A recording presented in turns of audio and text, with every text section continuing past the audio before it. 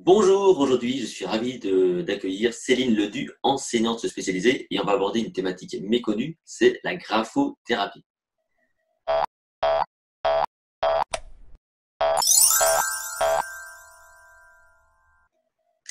Céline, bonjour, tu es donc dans les Bonjour. Yvelines. Est-ce que tu peux rapidement te présenter, s'il te plaît? Oui, bonjour, je suis Céline Ledu, donc enseignante spécialisée et je suis également spécialisée dans tout ce qui est troubles des apprentissages. Et donc, j'ai ouvert mon cabinet en libéral, en graphothérapie, rééducatrice logicomate et orthopédagogue. Donc, toi, tu interviens au départ dans les écoles, il me semble, hein, donc dans plusieurs écoles dans ta région. Concrètement, ton métier, c'est quoi? Alors là, en ce moment, je travaille sur deux structures. Je suis sur un CMP adolescent et un hôpital de jour. Hmm. Donc, sur l'hôpital de jour, je m'occupe particulièrement d'enfants atteints de TSA, c'est-à-dire d'autisme. Et sur le CMP ado, je m'occupe des adolescents en décrochage scolaire, qui sont en troisième et qui sont subis du harcèlement et qui sont en total décrochage scolaire. Donc, je vais les aider à essayer de reprendre le goût d'apprendre. Le goût d'apprendre, la confiance en soi. Et quel est ton parcours, toi, pour faire ce que tu fais aujourd'hui? Alors, j'ai été au départ enseignante en classe, Ouais.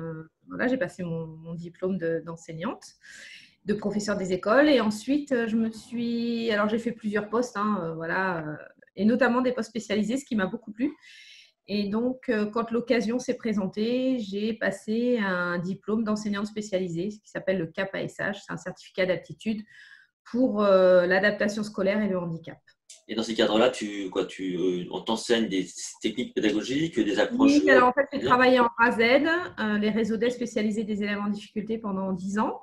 Et puis là, j'ai eu l'opportunité d'avoir ce poste en CMP et hôpital de jour, ce qui m'intéressait beaucoup parce que c'est une nouvelle expérience pour moi. Voilà. Que le fait de travailler avec des personnalités, des jeunes, hein, parce que là, c'est des enfants, enfants et ados, qui sont en difficulté scolaire parce que tu parlais tout à l'heure de harcèlement, ou peut-être parce qu'il y a des troubles d'apprentissage, est-ce que le fait de travailler avec ce genre de public, parce que tu as donc développé des approches, est-ce que ces approches-là, qui sont utiles pour les élèves en difficulté, pourraient être utiles aussi pour des élèves qui ne sont pas en difficulté, pas en difficulté, on va dire, affirmée? Complètement. En fait, finalement, cette formation, elle devrait être pour tous les enseignants parce que c'est vraiment, on part de comment dire, de l'éducabilité cognitive, c'est-à-dire que tout enfant peut apprendre, quel que soit son niveau de développement. Alors, toi, je vais déborder un petit peu parce qu'on va parler de la graphothérapie dans un instant. Mais alors, Oui. qu'est-ce qui manque finalement? Parce que tu dis que les enseignants, ça c'est un vrai sujet hein, au niveau de la formation. Qu'est-ce que tu as appris, toi, que d'autres enseignants ne savent pas forcément, malheureusement? Tout ce qui est, je pense, tout ce qui est lié à la remédiation cognitive. Vraiment, nos séances, elles sont très ritualisées, avec un fonctionnement de séance très particulier. On va chercher là où l'enfant en est pour pouvoir l'aider à progresser. Et ça, c'est vrai que les enseignants, ils ont tendance plutôt à présenter. C'est vrai qu'avec des classes de 30 élèves, c'est pas forcément évident, On est mais bien d'accord. ils ont tendance à arriver avec tout leur programme et ils partent pas de ce que sait faire l'enfant, ils partent du programme et voilà, ils apprennent à l'enfant les Bien sûr. différents. Il y a cette contrainte Différents- évidemment de nombre d'élèves qui fait que c'est pas forcément. Et nous, c'est vrai que c'est très bon. L'avantage en RASEL, c'est qu'on est en petit groupe, donc on peut vraiment personnaliser l'aide. Ce qui fait que ça fonctionne aussi, hein, tu vois, quand on prend des pédagogies un peu alternatives, je pense notamment à Montessori. Souvent, on vante des pédagogies comme Montessori, mais moi, je rappelle souvent, mais oui, mais c'est souvent aussi des petits groupes, quoi, hein, qui fait que ça fonctionne plutôt pas mal. Ce sont souvent des petits groupes avec deux enseignants, Bah, c'est ça. enfin, deux éducateurs. Donc, c'est vrai qu'on peut être au plus proche de l'enfant. Et puis, c'est l'avantage de Montessori, c'est cet aspect manipulation avec tout le matériel qu'ils ont. Et voilà, c'est pas les mêmes moyens non plus. Pas les mêmes moyens, on est bien d'accord. Donc, tout est une question, effectivement, de moyens au départ et donc de nombre d'élèves qu'on peut encadrer. Euh, Euh, L'approche Montessori est quand même, moi je trouve que certaines écoles maternelles, c'est plutôt maintenant Céline Alvarez qui a remis un petit peu au goût du jour toute tout cette ça. pédagogie. Et moi je trouve qu'il y a de plus en plus de maternelles, notamment en maternelle, surtout en maternelle d'ailleurs, qui essayent d'adopter cette approche. Donc ce qui est intéressant, les enseignants essayent quand même d'innover et de faire des choses pour aider les enfants Bien à sûr. apprendre. Bien sûr. Ça vient souvent d'ailleurs de leur propre initiative. Tout à fait. Bon. Et justement, donc, par rapport à tout ce que tu fais, tu m'as parlé l'autre jour, parce qu'on avait échangé, de ce qu'on appelle la graphothérapie. Alors, tu vas nous Oui. expliquer ce que c'est, et puis on va échanger sur le sujet.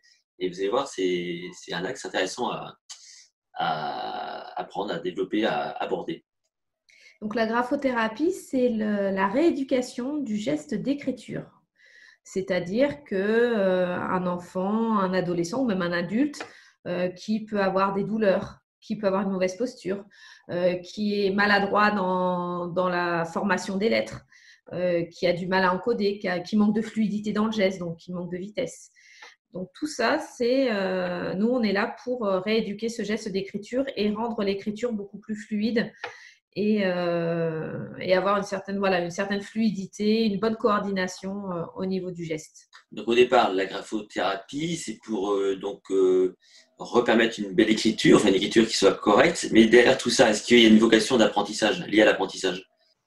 Alors, oui, parce qu'en fait, la rééducation du geste d'écriture va permettre d'augmenter. En fait, qu'est-ce que c'est? En fait, une belle écriture, on va dire, qu'est-ce que c'est qu'une belle écriture? C'est assez aléatoire. Une belle écriture, c'est un compromis entre la vitesse et la lisibilité. Ah, Que intéressant. l'écriture, c'est un moyen de communication finalement. Mhm. Il faut que l'autre puisse lire, comprendre ce qu'on écrit. Donc oui, ça a une vocation d'apprentissage dans ce sens-là. Et donc, quand on a des soucis ou des difficultés à écrire ou à bien écrire, est-ce que c'est des répercussions sur cette capacité d'apprentissage, d'encodage, hein, si on ramène à des termes plus, bon, plus précis? Oui, oui, oui, tout à fait, parce que tout est lié en fait, une bonne écriture, l'orthographe, la grammaire, la syntaxe. Donc tout ça, c'est très lié et donc ça peut avoir un impact sur les apprentissages. Et Parce justement, qu'en fait, tant que l'écriture n'est pas automatisée, hein, c'est quand on a une mauvaise écriture, qu'on est lent dans l'écriture, c'est que l'écriture n'est pas automatisée. Donc, on se concentre là-dessus et on n'a pas cette liberté de penser quand l'écriture est automatisée. On va dire que l'écriture, c'est vraiment ce qu'on appelle, entre guillemets, une tâche de bas niveau qui doit être automatisée pour pouvoir privilégier les fonctions les tâches de haut niveau, les ah, tâches c'est ça. complexes. Sinon, ouais, effectivement, on se retrouve en surcharge cognitive. Oui, tout Et à donc, fait. du coup, ça fonctionne pas bien. Et on avait échangé aussi sur cette étude, sur ces études notamment liées à l'écriture. Et parce qu'aujourd'hui, on voit que la plupart des élèves, ils sont devant leurs écrans, ils Oui. pianotent, hein, et moi, je vois beaucoup d'étudiants qui prennent des notes avec leur écran. Est-ce que tu sais si, parce que ça n'a jamais été très très clair, est-ce que tu sais si l'écrit donne de meilleurs résultats quand on veut donc apprendre des choses? Alors, je vais reprendre mes petites notes si vous voulez bien, parce que les noms sont assez imprononçables. Donc, il y a deux neuropsychologues en 2017 qui ont fait une étude qui s'appelle, donc ce sont deux neuropsychologues norvégiens qui viennent donc selon deux scientifiques de l'Université norvégienne des sciences et de la technologie qui estiment que l'utilisation d'un stylo, justement, influe positivement sur le cerveau, Est-ce qu'il y a en le rendant plus apte à assimiler les connaissances. D'accord. Parce qu'il y a un phénomène de quoi, de double encodage, ce genre de choses? Oui, alors en fait, c'est que, alors c'est les neuropsychologues, c'est Audrey van der Meer et Ruud van der Wel. Et ils ont étudié l'activité cérébrale donc de sujets à qui l'on a demandé de taper sur un clavier et de prendre des notes manuscrites. Et donc, ils ont fait un test comparatif, du coup? Voilà. Et donc, lorsque on écrit finalement au niveau manuscrit, il y a tous les muscles, tout le corps finalement qui est engagé dans l'écriture, tous les muscles. Et donc, il y a au niveau du cerveau, il y a une plus grande, une partie du cerveau beaucoup plus active que lorsque l'on tape à l'ordinateur. La partie du Ok. cerveau est beaucoup moins importante. Et qui peut Et peut-être donc, aussi, ouais, j'imagine d'autres mécanismes d'anticipation, ce genre de et en choses. plus, quand la motricité sollicite les cellules nerveuses communiquent entre elles et permettent une plus grande capacité à gérer de nouvelles informations. Donc, l'écrit a encore de beaux jours devant elle, finalement. Et on voit d'ailleurs apparaître sur des tablettes ou des smartphones, hein, des stylets. Hein, on voit ça notamment avec je pense aux Galaxy, les Galaxy Note. Là, on voit ça maintenant qui sont. Moi, je sais pas si tu as testé ça, justement les appareils, parce que on pose souvent cette notion d'écrit. Et je dis bon, bah, l'écrit, à mon avis, ça va pas disparaître. Et la preuve, c'est que beaucoup de constructeurs commencent à vraiment populariser les stylets. Et j'ai testé ça, si tu veux. Et c'est d'ailleurs très étonnant parce que Maintenant, tu peux donc écrire sur ton smartphone. Il y a une reconnaissance qui va traduire soit en belle écriture, Oui. soit en écriture tapée, quoi. Mais je me dis Oui. qu'effectivement, il y a peut-être un truc à travailler autour de ça, quoi. Donc, on garde C'est vrai que l'écriture. le fait de faire le geste d'écriture active plus de parties dans le cerveau et donc active plus de neurones et une Ah ouais. meilleure capacité d'encodage au niveau des apprentissages et de la mémorisation. Si, mais En ce plus, qui... lorsque l'on écrit, excuse-moi, je t'ai coupé, lorsque l'on écrit, l'avantage, c'est que on doit réfléchir, c'est-à-dire quand je prends des notes, quel mot je vais privilégier, euh, quel, euh, comment je vais organiser ma page, etc. Tout ça, ça oblige à se concentrer. On est beaucoup moins passif dans l'écrit que quand on tape sur l'ordinateur où la lettre est déjà toute faite et l'organisation également. Et ça, c'est important et je pense que ce serait une étude hyper intéressante à trouver. C'est effectivement, tu parles d'organisation, de contexte dans lequel tu vas écrire. Effectivement, quand tu es sur un écran, tu as une vision peut-être pas d'ensemble parce que ta page est défile. Alors que quand Oui. tu écris sur un document papier, tu as à un moment donné une vision d'ensemble et tu peux effectivement anticiper l'organisation Tout et à la fait. hiérarchie finalement de ta prise de notes. Des couleurs, on peut mettre des couleurs. Exactement, ouais. Ouais. Voilà. Est-ce que je vais prendre des notes sous forme de carte mentale parce que ça m'aide? Est-ce que je vais prendre des notes plutôt de manière linéaire, voilà, en fonction du sujet? Donc, tout ça, ça oblige à organiser la pensée et donc favorise la mémorisation. Ouais, il y a un côté plus instinctif aussi, j'imagine. Tout à fait. Super, écoute, donc la graphothérapie, c'est quelque chose que toi tu pratiques. Est-ce que tu l'enseignes ça? Non, tu l'enseignes pas? Pas encore? La graphothérapie, c'est pas un truc que tu enseignes ou... Alors, je ne suis pas formatrice en graphothérapie parce que je viens juste d'être diplômée. J'ai fait ma formation, c'est une formation sur 1 an et demi. Ah oui, quand Et même. donc, oui. En fait, il y a une partie où on est en présentiel avec 6 séminaires et ensuite on est supervisé sur une rééducation qu'on fait avec un enfant sur 6 mois à peu près. Donc, toutes les semaines, on doit faire un compte rendu de la séance et on a notre formatrice, voilà, on est en contact avec la formatrice et on prépare la séance suivante, ça pendant le nombre de séances nécessaires pour rééduquer le geste d'écriture. En général, c'est sur entre 12 et 15 séances maximum. Ah, super, super. Voilà. Donc, si on veut te contacter, bon, voilà, tu me donneras quelques contacts que je pourrais mettre sur le billet de blog. Est-ce que tu acceptes de mettre sur le billet de blog un email ou je ne sais quoi, éventuellement? Et juste pour terminer, donc tu es donc enseignante là littéralement sous l'égide de l'Éducation nationale, mais tu crées à côté de ça un cabinet Oui, rapidement.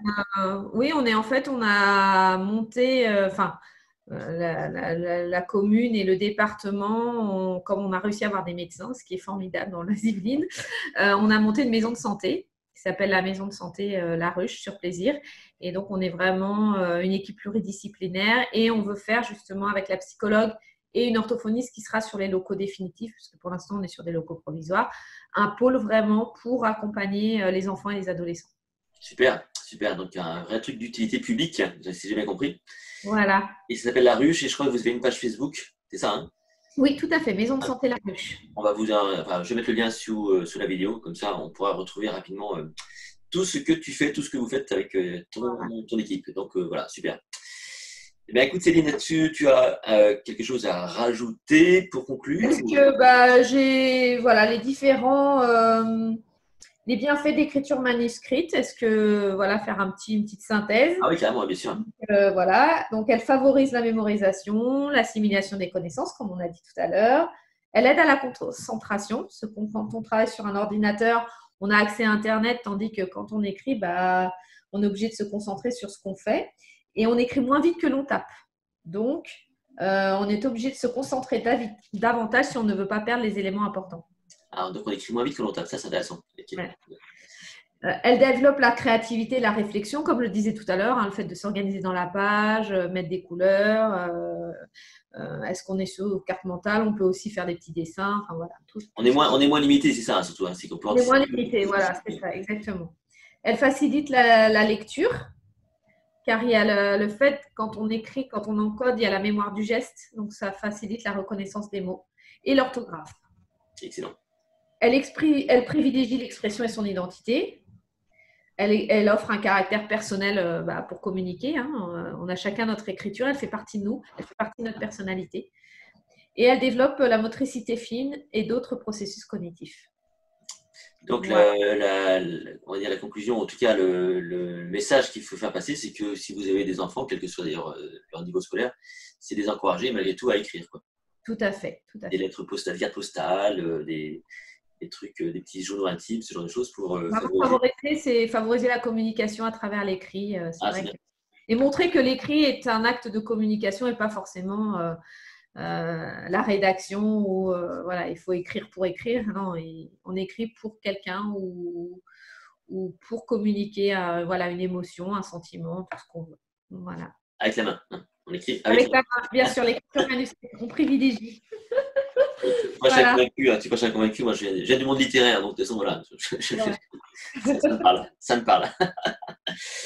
Eh bien, Céline, merci beaucoup pour tout ça. Mais je t'en prie, c'était avec plaisir en tout cas d'échanger sur ce sujet qui me passionne. Et on te retrouve donc sur ta page Facebook ou par mail ou par tout ce que tu me donnes comme information. Voilà, tout à Et, fait. et on aura l'occasion certainement d'échanger à nouveau sur d'autres sujets. Avec grand Merci, plaisir. Céline. À bientôt. À bientôt.